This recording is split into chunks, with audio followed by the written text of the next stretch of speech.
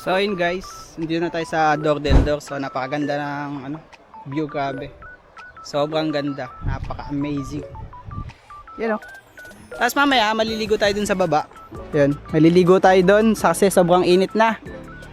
Tapos baba muna tayo. Hi guys, this vlog is about sa pagbili ko ng bagong camera dahil alam nyo naman, seryoso na natin ulit yung pagbablog after ng 2 years na hindi tayo nakapag-upload. So mag-upload ulit tayo ngayon, hindi man every week, after 2 weeks siguro makakapag-upload tayo. So bumili tayo ng bagong camera dahil hindi na masyadong magamit yung iPhone natin, and then yung una nating camera is nawala na din.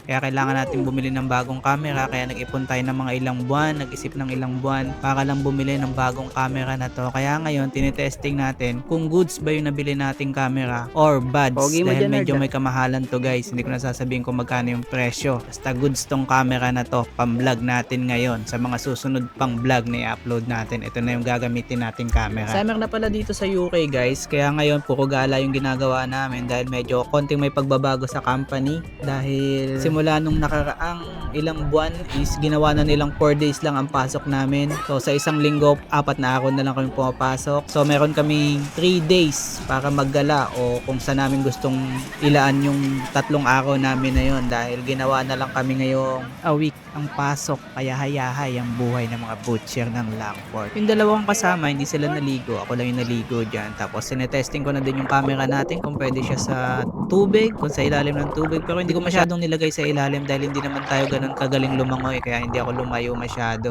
Doon lang tayo malapit sa pangpang. Ngayon ko lang nalaman na hindi pala ako ganun kagaling lumangoy. Lalo na itsura ko dyan. Sobrang pangit, nakapikit pa ako. Kaya intindihin nyo na lang guys.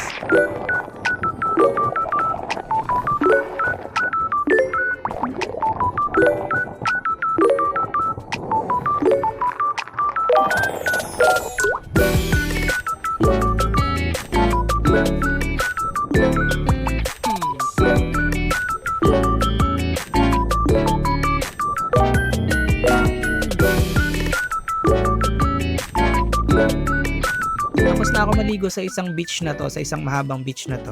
Tapos sunod naman natin yung tinatawag nilang Door del Door. Doon tayo pupunta ngayon, nakyat ulit tayo ng taas, tapos pababa ulit tayo para makita natin yung parang kuweba siya na may butas lang sa gitna, kaya tinawag siyang Door del Door.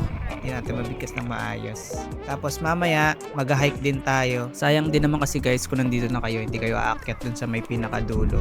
So, kasi doon pagka umakyat kayo, is tanaw na tanaw nyo yung buong isla. Kaya maganda siyang akyatin. Ang problema lang, napagod na yung dalawa kong kasama. Kaya ako na lang mag-isa akyat doon mamaya. Pero sulit guys, sobrang ganda doon sa taas. Tapos yung mga beach pala dito sa UK guys, is pagka ganito na pupunta kayo sa mga magagandang beach. Kadalasan sa Pilipinas, diba, nagbabayad tayo ng entrance. Pero dito sa UK guys, walang bayad yung entrance nila. Ang babayadan lang namin is parking. Then, pagdating dito sa baba, wala nating kainan. Wala ka makikita nagbebenta ng kainan dyan. Kaya kung gusto mong baon ng pagkain, bibili ka muna sa taas or dadaan ka kung ano, kung magluluto ka man, dali mo na lang dito sa baba. Kasi walang nagbebenta dito ng pagkain sa baba. And wala ding CR, nasa taas din yung CR. Kaya bago ka bumaba dito, mag-CR ka muna. Wala sa plano guys na pupunta ako dito sa taas kasi dulo na to. So dahil nakakita tayo ng daanan ngayon, nakalagay dito is bawal kang umakyat, pero inakyat ko pa din kasi hindi naman talaga daanan to ng mga tao. Kumbaga nakakita lang ako ng daan pataas, inakyat ko na, tinuloy-tuloy ko na. Tapos doon ko na nalaman sa taas, nakitang-kita mo pala yung buong isla pag nasa taas ka na. Tapos sobrang ganda, grabe.